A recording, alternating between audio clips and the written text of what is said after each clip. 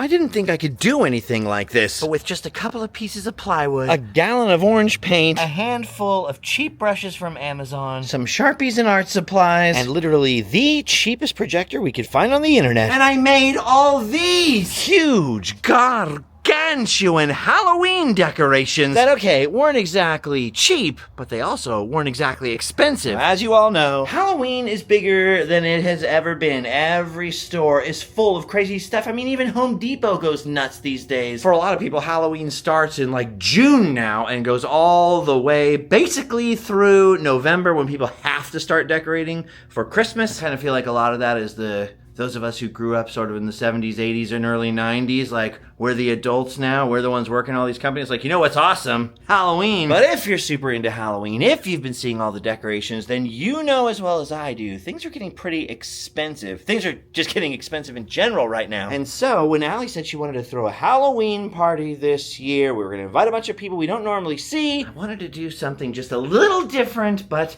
I didn't have that big of a budget. So in the summer, I started creating these gigantic, huge versions of, well, basically of these, the old Halloween die cuts. You remember these? These little cardboard things. They have some Halloween art on them. They go way back. I've always been fascinated by the vintage ones, the ones that go back to the 1920s, 30s, 40s, 50s, because that's sort of my thing. I'm not really into dark stuff and creepy modern horror. What I really like is like vintage, what I call grandma's house Halloween stuff, the fun side of Halloween, you know, the McDonald's buckets and trick-or-treat Halloween, retro Halloween. So I was trying to figure out, how do I get like giant versions of cutouts made? I checked with a few printers, like maybe I could just find some vintage art and blow them up and they'd be cardboard. That would turn out to be super expensive. And then I remembered Allie had this weird, cheap little projector. I think she originally bought it to try to watch movies on. It's very kind of low resolution, but basically you could plug this thing into your phone with an adapter or your computer and project your computer or phone screen like up on the wall, for instance, or something like that. So basically all I had to do was buy some big pieces of plywood like this one right here. You can see full size. I kept the full square here. And because I'm operating on a budget, I just bought, you know, the cheapest form of plywood that I could, because plywood has gotten ridiculously expensive. A piece like this would have been like $6, kind of back in my heyday when I used to build stuff at my old house, like 10 years ago. It would have been like $6, maybe $10. You know, like the premium plywood would have been like $20. Now the premium plywood could be like $60, $80, $90 a sheet. So I was buying like the cheapo $30 sheets. And this is sort of a copy of an old Halloween greeting card cover. And the reason I did the whole cover, and this isn't cut out into a shape, is this particular piece of plywood was so cheap, you can see it was like cracking and stuff. But that doesn't matter. Like when you stand far away from it, you know, like a pointillist painting, it just looks awesome. Okay, so I didn't take a bunch of step-by-step video of this, even though I have a few pictures. Here's basically how we did it. I just set up giant sheets of plywood up against this wall over here. You technically could do this in your living room, even in an apartment, if you really want to make a mess. But I leaned sheets of plywood up, so this would have been like kind of one sheet, that would have been one sheet, and then we shone the projector at it. And this was so simple. We just looked for old vintage Halloween die cut art that we liked, that we thought was relatively, had like a nice simple kind of outline to it. We projected that artwork just straight from the phone onto the piece of plywood. Then we just grabbed a couple of Sharpies and just traced the outside of like every color. So like here, I would have traced the outside of the eye, then the outside of the eye socket, and then there'd be one long line going all around the skull, you know, a bunch of little squares for this. And then because the image is on your phone, we just simply grabbed some paint and went to town. The way I did it to save money is I just got a big old gallon of orange paint because I knew there was going to be so much orange. And you know, I was at Home Depot. Is basically the cheapest can I could get. At every stage of this, you could probably spend a lot more money getting nicer supplies, but I went for the cheapest possible options at every step of the way. Anyway, I would cover the entire piece of plywood with this before we projected on it. It made it easier to see anyway. So they all started out as orange, and then we just basically filled in all the outlines with black acrylic paint or this flesh color here, which we didn't use too often. Mostly we used kind of red, black, white, And those acrylic paint tubes, I didn't think they would last very long. I was like, oh man, I'm gonna have to go buy some gallon paint, and that stuff is really expensive. But surprisingly, like this stuff that you can get at Walmart, you can get it at Michael's, you can get it at, I was gonna say Best Buy. I don't think you can get it at Best Buy, but like any kind of art store or even Amazon, the regular like acrylic paint that you can buy just at any sort of hobby supply store or anything like that, surprisingly lasted a long time. It only took 2 of these kind of big hand-sized tubes to do all of these. I would say the painting took the most amount of time, and Allie and I kept doing it sort of during the night, during the summer, because we had some crazy heat waves in California, in Southern California, at the end of the summer here. But we were working on this for quite a while, and when all the shapes were done and being put on the plywood, and by the way, the plywood out of all of this was by far the most expensive part, because the more we did, the more expensive it sort of got. It sort of added up really quickly, so a lot of times I would do really skinny characters at the end so I could fit 2 on 1 piece of plywood. So like this pirate over here and the witch you saw a second ago, they came from just 1 sheet of the cheapest plywood in the world. And then the next step was cutting them out. Just need a jigsaw, which are pretty common. You could probably borrow one from your dad. This one I think was like 80 bucks when I bought it, and I've been using it for like 7 years. And then simply cut out the shape that you painted.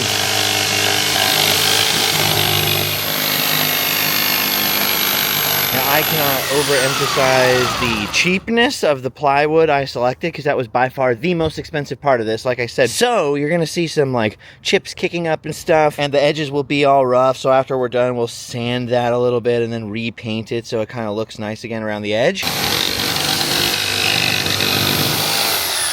See what I mean? It's all rough over here. Truth be told, I probably could just put a better blade on it and spend more money and stuff, but I'm just trying to go as cheap as and as fast as possible. So we'll sand that down.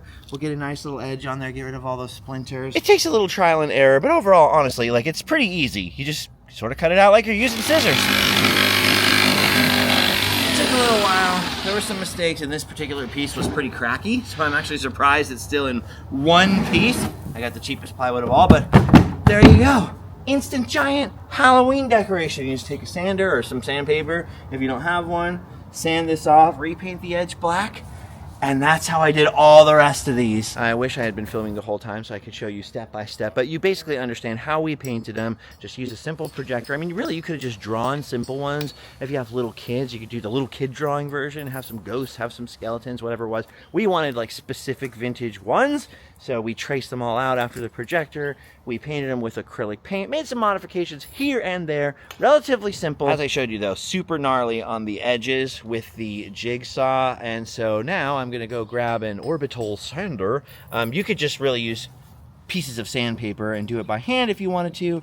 I'm gonna sand the edges of this and show you kind of how we finished them. See, just grab your little sander right there. I got an oversized piece of sandpaper on there. I got my first one of these at like an estate sale for like 10 bucks. So if you're thrifty, you can find tools for pretty cheap. And then you literally just sand the edge down until, you know, all these deep splintery things are gone. By the way, you should always wear eye protection.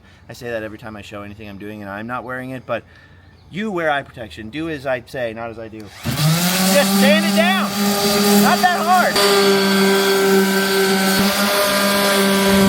See what I'm saying? It sort of rounds off the paint that you got on the edge, but we'll just basically take black paint and cover that edge back up. Probably not on this one, since this is the 11th hour. As you can see, actually, Allie and London are right behind me, setting up a giant tent.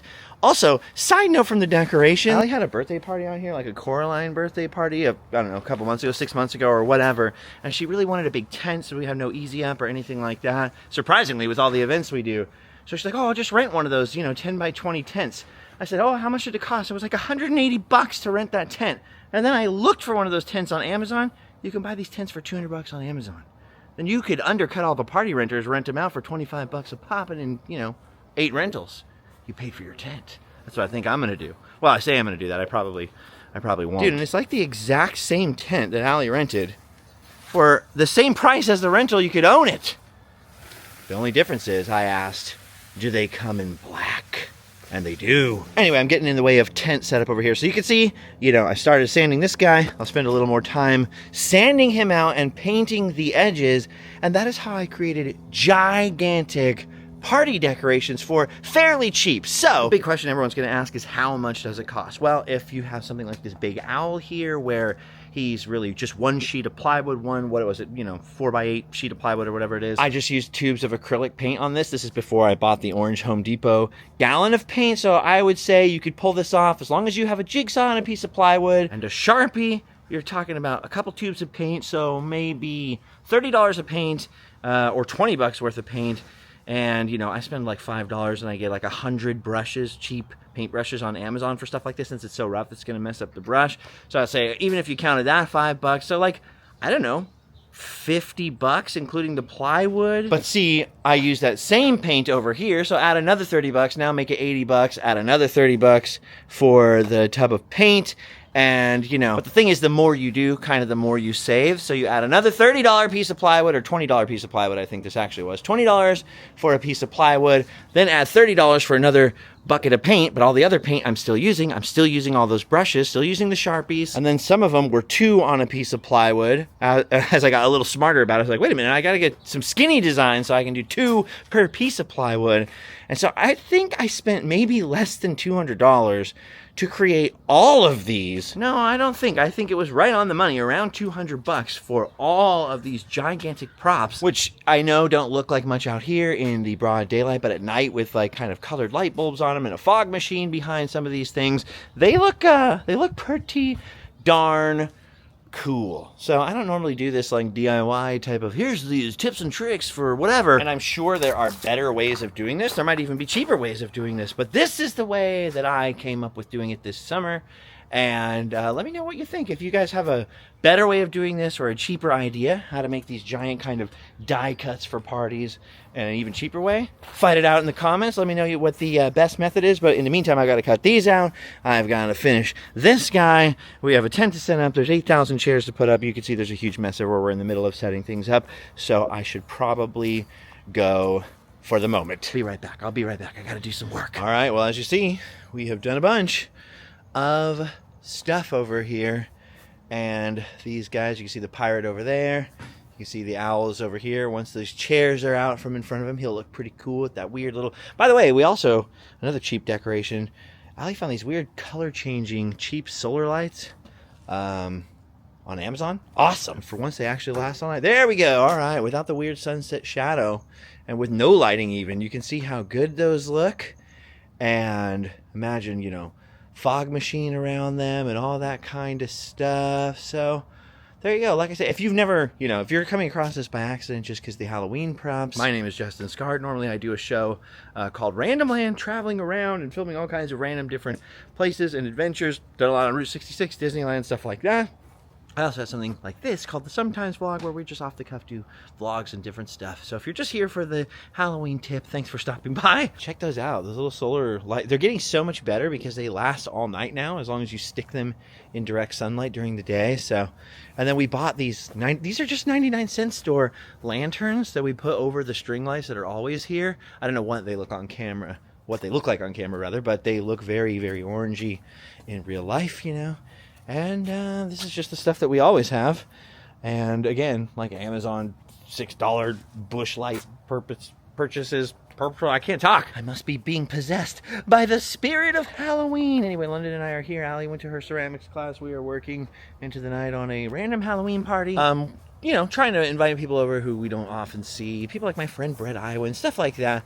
And it should be pretty fun to see what's going on. Look at this. Allie even found some solar bush lights. They just lit up right now. I guess it got dark enough.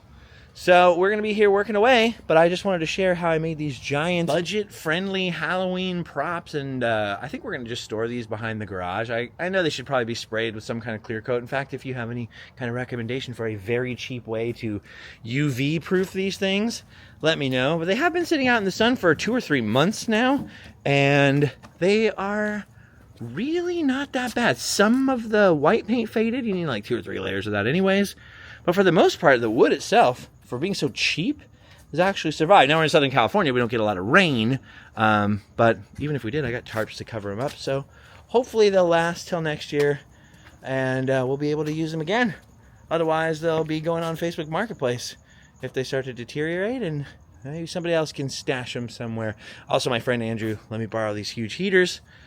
Flame heaters and stuff. So we got the makings of a party we'll have to see how it goes. Dude, I'm lucky I got the 17-year-old over here to move these around. Like, let's try them over here. Let's try them over here. They are heavy, so plywood maybe wasn't the best option. Anyway, as for the rest of you guys, I know this is very random, even for me, and just out of nowhere. But thanks for hanging out and watching. Anyways, I still wanted to include you guys, show you the weird project that I was working on a bunch during the summer. And now Halloween is almost here. We also have to put together a giant projector screen so we can use that same cheap projector to project old Universal horror movies and fun stuff like that. Clips from them on the wall. And London, good thing I have a 17-year-old here with strong, muscly arms, because, by the way, plywood might not have been the best material. It was the cheapest material I could come up with at the time. And these didn't take very long. We could basically make one a day. Of course, we didn't have a whole day, so we were working on them like an hour per night kind of a thing. But we nailed it. Budget-friendly Halloween decorations. This comes straight from like a really old, rare, the artwork I'm talking about, a really old, rare, like Halloween greeting card thing or die-cut decoration. So we're going to have these Halloween decorations everywhere. Thanks, London. As for the rest of you, oh, I forgot to do the song in the beginning. It's a sometimes vlog, yeah! It's a vlog that happens sometimes, but now it's over. Go home and sleep well. Oh, before I forget, I am the absolute living worst at this, but don't forget, we got t-shirts, we got hats, we got books. My new book is still available right now. There's only 2 boxes or so left of those books. Allie's got a friend here working in the middle of the night, like I said. Okay, now that's all. Go home and owl well. Yes. Hey, hello there. It's your old pal, Death. Other Death. Fresh meat. Is that your working camera? It's just the easiest one to grab. Look at all these. Everyone looks so cool. Corey, you gotta put your helmet in.